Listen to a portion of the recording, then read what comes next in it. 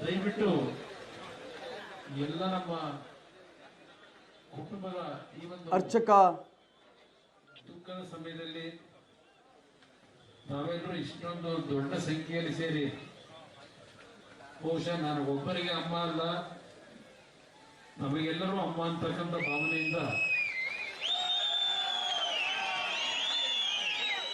ನಾವೆಲ್ಲ ಕಳೆದ 2 ದಿನಗಳ ಕಾಲ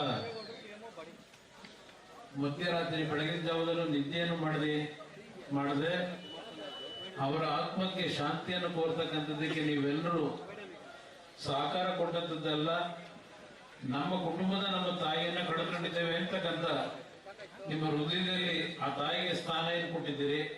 ನಿಮ್ಮೆಲ್ಲರಿಗೆ ನಾನು ಕುಟುಂಬದ ಪರವಾಗಿ ಕೃತಜ್ಞತೆಗಳನ್ನು ಸಲ್ಲಿಸ್ತೇನೆ. ಅದರ ಜೊತೆಗೆ ನಿಮ್ಮೆಲ್ಲರಲ್ಲಿ ಮನವಿ, ಈಗ ಶಾಸ್ತ್ರೋಕ್ತವಾಗಿ ಯಾವೊಂದು ಕೊನೆಯ ಹಂತದ ವಿಧಿವಿಧಾನಗಳನ್ನು ಮಾಡಬೇಕಾಗಿದೆ.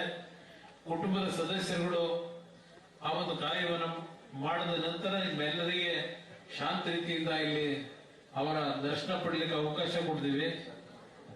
ಅದರ ಜೊತೆಗೆ ಇವತ್ತು ಸರ್ಕಾರದ ವತಿಯಿಂದ ಕರ್ನಾಟಕ ರಾಜ್ಯ ಸರ್ಕಾರದ ಎಲ್ಲ ರೀತಿಯ ಒಂದು ಅವರಿಗೆ ಗೌರವವನ್ನು ಸಲ್ಲಿಸ್ತಕ್ಕಂಥದ್ದಕ್ಕೆ ಕರ್ನಾಟಕ ರಾಜ್ಯ ಸರ್ಕಾರ ಏನು ತೀರ್ಮಾನವನ್ನು ತೆಗೆದುಕೊಂಡು ಇವತ್ತು ಎಲ್ಲರೂ ಹಲವಾರು ಮಂತ್ರಿಗಳು ಮತ್ತು ಕ್ಯಾಬಿನೆಟ್ನ ಮಂತ್ರಿಗಳ ಜೊತೆಯಲ್ಲಿ ಮುಖ್ಯಮಂತ್ರಿಗಳು ಎಲ್ಲರೂ ಭಾಗವಹಿಸಿ, ಹಲವಾರು ಶಾಸಕ ಮಿತ್ರರು, ಹಲವಾರು ಮಾಜಿ ಶಾಸಕರು, ಮಾಜಿ ಮಂತ್ರಿಗಳು ಎಲ್ಲರೂ ತಾವು ಈ ಕಾರ್ಯಕ್ರಮದಲ್ಲಿ ಭಾಗವಹಿಸಿ ನಮ್ಮ ಪರಮಪೂಜ್ಯ ಸ್ವಾಮೀಜಿಯವರು ವಿಶೇಷವಾಗಿ ಅವರು ಸಹ ಅವರ ಈ ಒಂದು ದಿವ್ಯ ಸಾನ್ನಿಧ್ಯದಲ್ಲಿ ಈ ಒಂದು ನನ್ನ ತಾಯಿ ಮುಕ್ತಿಯನ್ನು ಪಡೆಯತಕ್ಕಂಥ ಒಂದು ಆತ್ಮ ಶಾಂತಿಯನ್ನು ಪಡೆಯತಕ್ಕಂಥದಕ್ಕೆ ಎಲ್ಲರ ಆಶೀರ್ವಾದ ಏನಿದೆ.